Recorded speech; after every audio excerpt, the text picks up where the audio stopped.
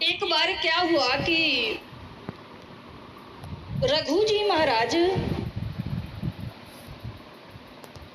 सरयू नदी के किनारे बैठ करके सूर्य भगवान को अर्घ दे रहे थे। उसी समय लंकापति रावण पीछे से आ गया और देखा, दूर से खड़ा होकर के देख रहा है कि ये रघु जी महाराज हाथ में जल लेकर के और दक्षिण दिशा की ओर फेंक दिया।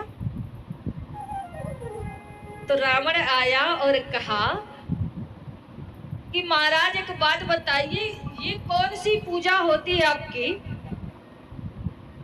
ये भी कोई कर्मकांड की विधि है क्या कि आपने जल लिया और दक्षिण दिशा की ओर फेंक दिया?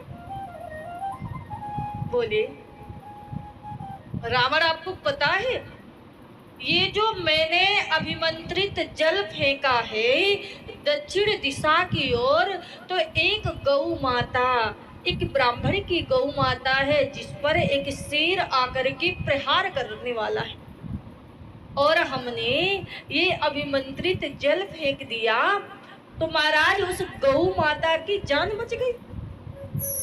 रावण ने सोचा कि जल फेंका और जल फेंकने से गौ की जान बच गई, ऐसे में कैसे मान लो, जरा देख के आओ। लंकापति रावण गया देखने के लिए और ज्यों ही पहुंचा तो वाकई में गौ माता की जान बच गई। शेर आने ही वाला था, प्रहार करने वाला था, लेकिन जैसे ही अभिमंत्रित जल पहुंचा तो जान बच गई। वापस आया, मन में सोच रहा है कि इतनी शक्ति इनमें कैसे आ गई, ईर्ष्या भी उनके मन में होने लगी। बोले अच्छा, सतीत्व का कवच पहने हुए हैं, इनकी जो धर्म पत्नी है वो सती है, और कैसे भी करके इनके सतीत्व को मिटाना है। क्या करें? रघु जी से कहा कि महाराज मैं आपसे युद्ध करना चाहता हूं। तो उन्होंने समझाया कि देखो रावण, परेशान मत करो, तुम जाओ, तुम अपने रास्ते, मैं अपने रास्ते, बस गौ माता की जान बच गई और ठीक है। बोले ना, मैं भी कोई कमजोर थोड़ा हूं, खेल खेल में कैलाश पर्वत को उठा लिया, आपने ऐसे साधारण मान लिया क्या? अब थोड़ा सा दो दो हाथापाई तो हो जाए, युद्ध हो जाए। तो रघु जी महाराज ने कहा देखो युद्ध नहीं कर सकते, लेकिन रावण ना माने। रघु जी ने रावण को कहा सुनो इधर बैठो, और वहीं नदी के किनारे रेत से लंका बना दी पूरी। जब सारी लंका बना दी और लंका का एक कोना हाथ से, उंगली से, तर्जनी उंगली से मिटा दिया। बोले जाओ, जा करके देख करके आओ कि तुम्हारी लंका कैसी है, लंका का कोना मिटा कि नहीं। तो रावण गया और दौड़ करके ज्यों ही पहुंचा तो जिस कोने से तर्जनी उंगली से उस लंका को मिटाया था एक भाग, वो वाकई गिरा हुआ पड़ा। हे भगवान, अब मन में सोचने लगा, काश रघु जी ने अगर पूरी लंका पर हाथ फेर देते, जो रेत से बनाई थी, तो मेरी पूरी लंका तो ध्वस्त हो जाती। हा? कहा अब क्या करें? वापस लौट करके आए। बोले अच्छा, इनके पास जो शक्ति है, जो ये सतीत्व का कवच पहने धर्म पत्नी की वजह से, अब इनका सतीत्व तो मुझको मिटाना है। रघु जी महाराज यहाँ पूजन कर रहे हैं और उसी बीच में वही रावण आया और रघु जी का वेश बना करके अंदर प्रवेश कर गया। धर्म पत्नी कर रही है, ध्यान लगाए बैठी, और ज्यों ही अंदर प्रवेश किया तो समझ गई। बोले अरे मूर्ख, कौन है जो मेरे पति के वेश में आया है? तुझे लज्जा नहीं आती, तुझे शर्म नहीं आती? हा? तुझे मैं छोड़ूंगी नहीं। उसी बीच में रघु जी महाराज आ गए और ज्यों ही रघु जी महाराज ने ये देखा कि अच्छा, तो ये रावण नहीं माना, इतना समझाया, अब तो मेरा भेष बना करके ही अंदर प्रवेश कर गया।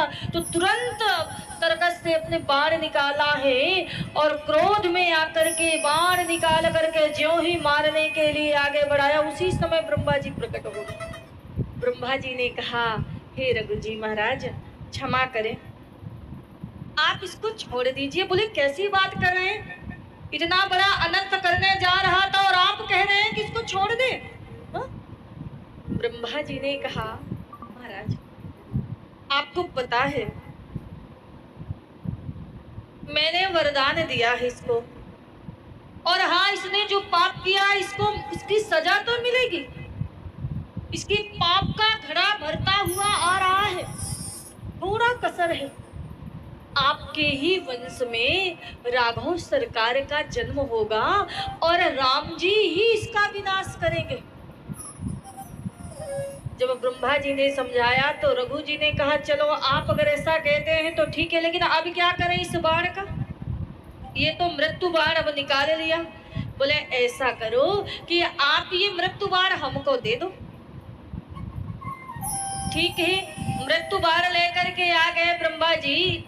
अब कहीं से रावण को ये पता चल गया कि मेरा मृत्यु बाण ब्रह्मा जी के पास है, तो इतनी कठिन तपस्या की, ब्रह्मा जी को प्रसन्न किया और वही बाण लेकर के ब्रह्मा जी से मृत्यु बाण लेकर के आया और अपने यहाँ लंका में जाकर के खंभे में चुनवा दिया।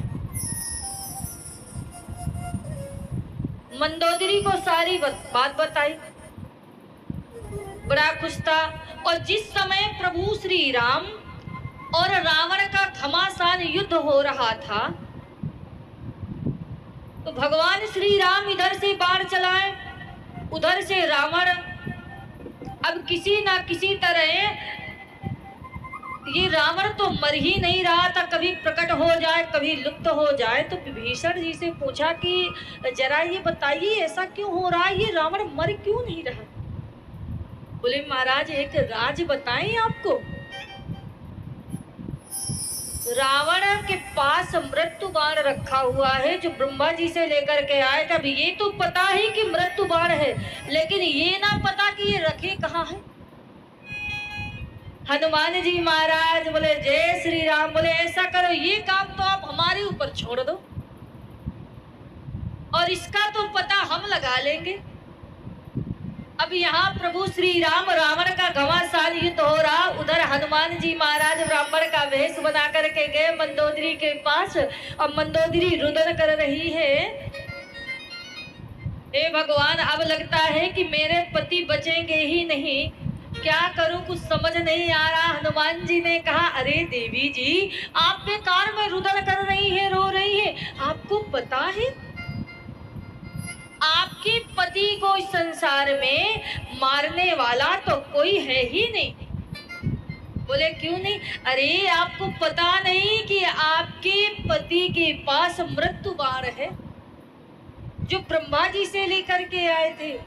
मंदोदरी ने कहा अच्छा अच्छा हाँ याद आ गई, ये तो मैं भूल ही गई थी, मैं तो बावली ठहरी।